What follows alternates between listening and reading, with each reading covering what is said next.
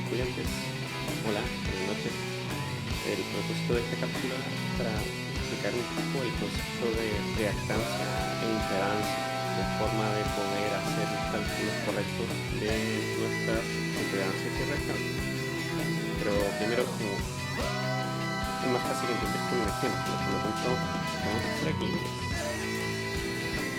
otra vez pequeños ejemplos. Si se dan cuenta, nosotros cuando trabajamos en corriente continua utilizamos la ley de Ohm para poder determinar cuál es el valor de la corriente y el voltaje que pasa a través de una resistencia. Sin embargo, cuando nosotros tenemos un circuito de corriente alterna, lo que hacemos es que llevamos la oposición espacio a la corriente eléctrica no es tan sencilla de calcular. Pero para poder calcular esta oposición, primero necesitamos calcular algo que se llaman reactancias, y posteriormente podemos calcular la impedancia como tal, que viene siendo como esta oposición más específica que vamos a tener de nuestros componentes hacia la corriente alterna.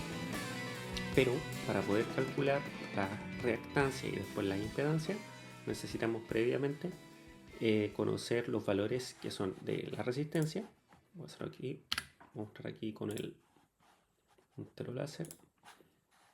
Necesitamos calcular tener un valor de la resistencia, necesitamos tener el valor de la inductancia, que se mide en henrios, el valor del condensador, que se mide en faradios, y la frecuencia a la cual está funcionando nuestra fuente, en este caso de corriente alterna. Entonces, ¿cómo se hace? Primero, nosotros vamos a expresar la impedancia en función, se puede expresar de dos formas, se puede expresar con números imaginarios o podemos expresarlo por medio de fasores. Entonces, aquí es necesario tener conocimiento básico de fasores, es decir, un manejo con ángulos y con magnitudes, y de números imaginarios.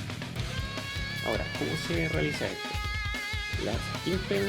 La resistencia en realidad es muy sencilla, porque si nos dicen que una resistencia es de 32 ohms, simplemente decimos de que vale 32 con un ángulo de 0 en el caso del fasor, o 32 simplemente en el caso de los números reales, números imaginarios. En el caso de que nosotros tengamos en este caso una impedancia inductiva, cuando ya hay una L, cuando ya tenemos una bobina en el circuito, tenemos que calcular previamente un valor que se llama la reactancia inductiva. ¿Y cómo se calcula la reactancia inductiva? Por una formulita que es 2 por pi por la frecuencia de la fuente por L. Entonces en este caso sería 2 por pi, recordando que pi es 3,14, por la frecuencia, que sería 50, y por L, que sería el valor de nuestra inductancia en henrios. Cuando hacemos esta reducción, nos queda al final de que nuestra inductancia vale 314,15, ángulo de 90 grados. Obviamente que aquí, en este caso particular, en donde yo medí estos valores de resistencia, bobina, condensadores, etc. Ahora, si nosotros sabemos que este valor de la reactancia es de 314,15 con un ángulo de 90 grados, para transformarlo a número imaginario es muy sencillo. Se mantiene el número adelante del ángulo y adelante se coloca una J, y esa sería la equivalencia en número imaginario.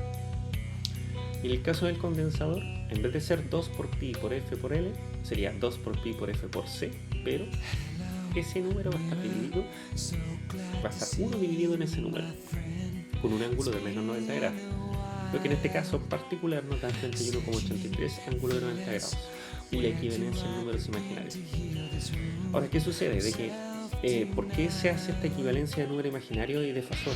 Porque cuando nosotros queremos sumar números imaginarios es más sencillo, o mejor dicho, cuando queremos sumar impedancias que están en serie, es más sencillo trabajar con números imaginarios, porque los números imaginarios se suman entre sí y los números reales se suman entre sí. En el caso de que estemos realizando algún circuito en paralelo, vamos a tener que trabajar con multiplicaciones. Y cuando trabajamos con multiplicaciones o divisiones, es más fácil trabajar bajo la lógica de los fasores. Entonces, si se dan cuenta acá, ¿qué es lo que se hace? Nosotros, como tenemos que los valores de resistencia, bobina y condensadores son de unidades distintas, no podemos llegar y sumar. Por eso es que también se hace previamente esta transformación a impedancia. Primero calculamos la reactancia, que es esta XL y esta XC, se calculan esos valores, y con esos valores calculamos la impedancia. Y después, si ya tenemos la impedancia de cada elemento, podemos llegar a sumar, como se ve en este caso, en donde nos queda 32 más J314,15 menos J31,83. Ahora, ¿cómo se reduce esto? Acá factorizamos por J. Como acá hay una J y aquí también hay una J, nos quedaría 314,15 menos 31,83 J, que queda 282,32 J. Y al momento de transformar esto también en fasor, nos va a quedar que esta sería nuestra impedancia final. Entonces es importante, acá hay muchos conceptos que son nuevos, pero lo que quiero es que se queden con lo siguiente. Cuando tenemos un circuito de corriente alterna, nosotros ya no podemos llegar y sumar simplemente valores porque hablamos ya de un concepto que se llama impedancia.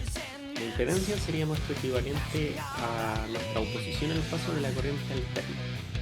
Para calcular la impedancia, que se simboliza con la letra Z, vamos a tener que calcular primero la reactancia, que se simboliza con la letra C. Al momento de calcular la reactancia, calculamos la impedancia. Y al tener el valor de la impedancia, ya podemos hacer las reducciones de los circuitos de la misma forma en la cual nosotros hacemos reducciones de circuito con resistencia. Es decir, sumando en el caso de que sean impedancia en serie o realizando otras operatorias, tal como se realiza con la resistencia en paralelo. ¿Ya? Que sería con el inverso de las impedancias, calculamos las impedancias totales del circuito en paralelo. Si tienen cualquier consulta o duda, háganlas saber por el foro, que manden correo a la plataforma, mensaje a la plataforma y correos para poder prestarle ahí mayor ayuda respecto al todo esto. Así que cualquier cosa, quedo atento. Nos vemos. Chau.